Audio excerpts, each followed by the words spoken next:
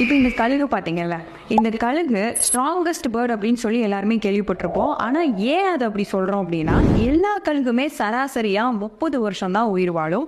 அந்த 30 வருஷம் முடியும் போது எல்லா கழுகோட வாழ்க்கையிலுமே ஒரு கடினமான ஃபேஸ் வரும். அந்த மாதிரி நேரத்தில் கழுகு ஒரு உயர்ந்த மலைப்பகுதியில் தன்னைத்தானே மறைச்சிக்குமாமா.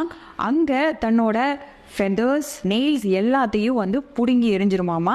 கடைசியாக அதோட பீக்ஸையும் அங்கே இருக்க பாறையில் முட்டி அதையும் பிடுங்கி போட்டுருமா. அந்த வழியை எந்த ஒரு கழுகு தாண்டி வருதோ அது அடுத்த 40 வருஷத்துக்கு ஸ்ட்ராங்கஸ்ட் பேர்டாக உயிர் வாழும். ஸோ இப்படிப்பட்ட கடினமான ஒரு ஃபேஸை கிராஸ் பண்ணுறதுனால தான் கழுகு mentally strongest bird and mightiest bird அப்படின்னு நம்ம சொல்கிறோம்.